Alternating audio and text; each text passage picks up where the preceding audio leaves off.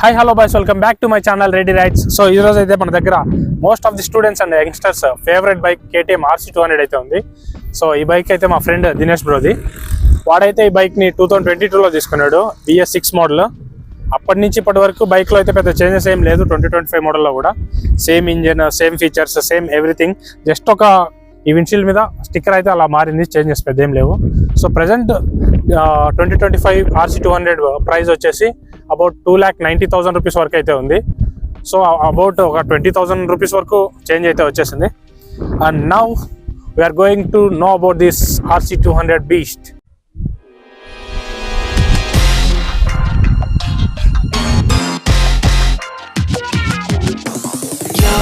Love me like you love JT back in 03, up on MTV on a stage wearing shoes made of diamonds, singing songs about you like a siren.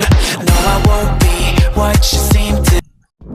The reason behind the fan base of this bike is the looks of this bike. ఒకసారి చూడొచ్చు, looks అయితే భయంకరంగా ఉంటుంది. And performance వచ్చేసి about 5,000 RPM దాటిన తర్వాత అయితే ఏకదమ్ beast performance అని చెప్పొచ్చు. అంటే మీకు లో ఆర్పిఎంలో అంత పవర్ తెలియకపోవచ్చు. వన్స్ 5,000 RPM దాటిందంటే దీంట్లో ఉన్న బీస్ట్ బయటకు వస్తుంది. అబౌట్ 140 to 150 వరకు అయితే టాప్ స్పీడ్ వెళ్తుంది. మా దినేష్ బ్రో అయితే 153 టాప్ స్పీడ్ వెళ్ళా అని చెప్పాడు. ఒకసారి నేను కూడా ఈ బైక్లో టాప్ స్పీడ్ చేసి ఆ వీడియో పెడతాను. మనకైతే ఫస్ట్ ఇన్స్ట్రుమెంట్ క్లస్టర్ చూసుకుంటే ఫుల్లీ డిజిటల్ ఇన్స్ట్రుమెంట్ క్లస్టర్ అయితే ఉంటుంది. మనకి ఇక్కడ లో ఫ్యూల్, ఇగ్నిషన్, ABS ఎవ్రీథింగ్ ఉంటుంది. అండ్ మనకి ఇందులో ఒక స్పెషల్ ఫీచర్, నాకు నచ్చిన ఫీచర్ ఏంట్రా అంటే ఇక్కడ మనకి ఫ్యూల్ రేంజ్ ఎంత వస్తుందో కూడా చూపిస్తుంది. సో మనకైతే ఇప్పుడు ఫ్యూల్ రేంజ్ 50 కిలోమీటర్స్ చూపిస్తుంది. సో మోస్ట్ ఎవ్రీ బైక్లో ఇలాంటి ఫీచర్స్ వస్తే బాగుంటుంది అన్న ఒపీనియన్. అండ్ మనకి ఇక్కడ ట్రిప్ 1, ట్రిప్ 2 కూడా చేంజ్ చేసుకోనికి ఉంటుంది. అండ్ మనకి నెక్స్ట్ వచ్చేసి ఇక్కడ స్విచ్చెస్ దగ్గర లైట్స్ కూడా వెలుగుతుంటాయి నైట్ టైమ్, మనకు కనిపిస్తూ ఉంటుంది. So that's also very nice feature. NS200లో కూడా సేమ్ ఫీచర్ అలా ఉంటుంది. అండ్ ఈ మొబైల్ హోల్డర్ వచ్చేసి నేనైతే బిగిచ్చేసాను. ఈ వీడియో మనకు కావాలంటే మన యూట్యూబ్ ఛానల్లో ఉంది, చూసేయండి. And next come to the side mirrors. యాక్చువల్గా most of the bikes, sports బైక్స్లో సైడ్ మిర్రర్స్ జస్ట్ ఉంటాయి కానీ నీడ్ కాబట్టి చాలా వాటిలో అసలు రియర్ సైడ్ ఏమొస్తాయని క్లారిటీ అంత కనపడదు. బట్ నాకు ఈ బైక్లో మాత్రం పిచ్చగా నచ్చేసింది అసలు. ఎందుకంటే ఇలా వైడ్గా చేసుకున్నప్పుడు నాకు బ్యాక్ సైడ్ ఏమేమి వెహికల్స్ వస్తాయో నాకు క్లియర్ కనిపిస్తుంది, అడ్జస్ట్ చేసుకొని ఉంటుంది కాబట్టి ఈ వైర్. యాక్చువల్గా నేనైతే 350 యూజ్ చేస్తున్నాను బైక్. దానికన్నా ఈ బైక్లోనే నాకు మిర్రర్స్ బాగా నచ్చాయి. ఎందుకంటే ఎక్స్టెండ్ చేసుకోవచ్చు ఎలా కావాలంటే అంత. And size adjust, angle adjust చేసుకొని కూడా చాలా మంచిగా ఉంది దీంట్లో ఫీచర్. నాకు కనపడడం కూడా నీట్గా ఇంకా ఏం వెహికల్స్ వస్తాయో చూసుకోనికి చాలా బాగుంది మిర్రర్. సో అండ్ మనకి ఈ RC బీస్ట్లో వచ్చేసి 200cc ఇంజన్ అయితే వచ్చింది with liquid cooled and fuel injection system, DOHC engine. So ఈ ఇంజన్లో మనకైతే 19.5 Nm టార్క్ అండ్ 25.4 HP అయితే ప్రొడ్యూస్ చేస్తుంది. So one of the best engine అని చెప్పొచ్చు ఈ ప్రైస్ రేంజ్లో అండ్ 200cc సెగ్మెంట్లో. అండ్ డ్యూక్ 200 అండ్ NS200లో కూడా సేమ్ ఇంజన్ అయితే యూజ్ చేశారు.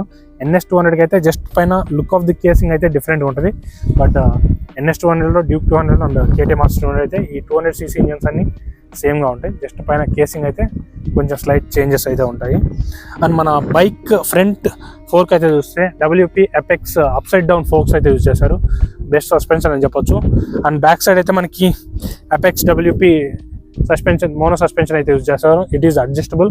అండ్ దీని బౌన్స్ బ్యాక్ కూడా మనకైతే చాలా బాగుంటుంది, ఒకసారి మీరు చూడొచ్చు. సో చాలా కంఫర్ట్గా ఉంటుంది బైక్, ఇంకా పిలియన్ కూర్చున్నప్పుడు కూడా మనకి. అండ్ డ్యూల్ ఛానల్ ABSతో వస్తుంది. మనకైతే front side 320mm disc use చేస్తారు. అండ్ బ్యాక్ సైడ్ అయితే 230mm డిస్క్ అయితే యూజ్ చేస్తారు with dual piston fly calipers అంటారు వీటిని. బ్రేకింగ్ సిస్టమ్ కూడా ఎక్స్ట్రీమ్ లెవెల్, చాలా బాగుందని. అండ్ మనం ఒకసారి బైక్ ఎగ్జాస్ట్ నోట్ కూడా ఒకసారి విందాం అయితే.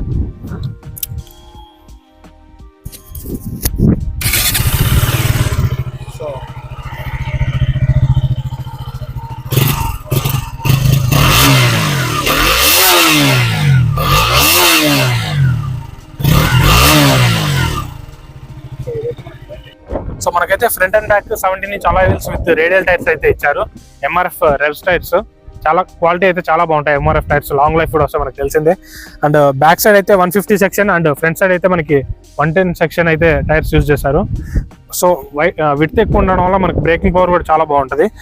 అండ్ మనకి ఫ్యూల్ కెపాసిటీ వచ్చేసి 13.7 లీటర్స్ ఫ్యూల్ కెపాసిటీ అయితే ఉంది. సో మనకి మైలేజ్ కూడా అబౌట్ 35 కిలోమీటర్స్ అయితే యావరేజ్ అన్నాడు. మా ఫ్రెండ్కి మేము డ్రైవ్ చేసినప్పుడు కేరళ రైడ్లో యావరేజ్గా 37 కిలోమీటర్స్ అండ్ హైవేస్ ఫ్లాట్ హైవేస్లో అయితే 40 కిలోమీటర్స్ కూడా అయితే మనకి మైలేజ్ వచ్చింది. సో మైలేజ్ కూడా మనకి ఏం ప్రాబ్లం లేదు, బాగానే వస్తుంది. అండ్ మనకి ఇదైతే ఫుల్ ఎల్ఈడి సిస్టమ్తో వస్తుంది హెడ్ లైట్. నేనైతే నా హంటర్ 350కి ఫాగ్ లైట్స్ ఫిక్స్ చేశాను, బట్ దీనికి అవి కూడా అవసరం లేదు. నేను ఫాగ్ లైట్స్ 4 ఫాగ్ లైట్స్ బిగించినా దానికి ఎల్ఈడి మార్చినా కానీ దానికి ఈక్వల్గా ఈ ఎల్ఈడి లైటింగ్ అయితే వస్తుంది. సో మీకైతే లైటింగ్లో ఎలాంటి ప్రాబ్లం లేదు, నీట్ అండ్ క్లియర్గా రోడ్ అయితే కనిపిస్తుంటుంది. సో దాంట్లో ఎలాంటి ప్రాబ్లం లేదు. అండ్ నెక్స్ట్ మనకి సీట్ హైట్ వచ్చేసి అంటే మరీ షార్ట్ రైడర్స్కి మేబీ కొంచెం ఇబ్బంది ఉండొచ్చేమో, కానీ నా హైట్ వచ్చేసి ఇప్పుడు 5.8. సో నాకైతే పర్ఫెక్ట్ సరిపోయింది బైక్ హైట్ కూడా. సో కొంచెం షార్ట్ ఉండే వాళ్ళకైతే మేబీ అందకపోవచ్చు, వన్ సైడే అందుతుంది. సో ఒకసారి వాళ్ళు చెక్ చేసుకోండి హైట్, లేకుంటే అడ్జస్ట్మెంట్ కూడా చేసుకోవచ్చు. నాకు తెలీదు మరీ అంత ఎంతవరకు అడ్జస్ట్ చేసుకోగలను. నాకైతే కంపెనీ ఇచ్చిన సస్పెన్షన్ యూజ్ చేస్తాను, అడ్జస్ట్ చేయకుండా నాకైతే కరెక్ట్ సరిపోయింది. 5.8 హైట్ నాది. అండ్ పిలియన్ అయితే ఇంకా చెప్పాల్సిన లేదు, వాడు ఫస్ట్ ఫ్లోర్లో కూర్చున్నట్టే ఇంకా. సో మీరు ఒకసారి బైక్ తీసుకునే ముందు ఆలోచించుకోవాల్సింది ఏంటంటే మీ పేరెంట్స్ కోసం తీసుకుంటున్నారా, ఓన్లీ నీ కోసం తీసుకుంటున్నారా అని. ఒకవేళ దీనిలో మీ పేరెంట్స్ కూర్చోవాలంటే ఖచ్చితంగా అబ్సల్యూట్లీ కూర్చోలేరు అంతే. మహా అంటే మీ నాన్న ఏమన్నా కూర్చుంటే ప్యాంట్ వేసుకొని కూర్చోవాలేమో అని, ఒకవేళ మీ నాన్న పంచ కట్టుకునే కూర్చోలేడు. అండ్ మీ అమ్మ అయితే అసలు కూర్చోలేదు, అదైతే షూర్. అంటే మన ఫ్రెండ్స్కి లవర్స్కి ఇలా అయితే ఓకే, కానీ మీ ఇంట్లో మీ పేరెంట్స్ ఎక్కించుకోవాలంటే ఖచ్చితంగా అది కాని పని. మీ అమ్మ అయితే తిట్టేయచ్చు, ఎందుకంటే కూర్చోలేరు లేడీస్. అంటే లైక్ మీ పేరెంట్స్ లాంటి వాళ్ళు అయితే అసలు కూర్చోలేరు. అమ్మాయిలు వరకు అయితే కూర్చోవచ్చు. మీ నాన్న కూడా కూర్చొనికి ఇంత హైట్ ఎక్కి ఈ ఫస్ట్ ఫ్లోర్కి ఎక్కి కూర్చోవాలంటే మాత్రం చాలా కష్టం అని చెప్పొచ్చు. సో ఒకసారి మీరు బైక్ తీసుకునే ముందు ఇది ఒకటి ఆలోచించుకోండి, మీకోసం తీసుకుంటున్నారా, మీ ఫ్యామిలీ వాళ్ళ కోసం తీసుకుంటున్నారా అని చెప్పేసి. అండ్ నెక్స్ట్ వచ్చేసి మనకి కింద గ్రౌండ్ క్లియరెన్స్.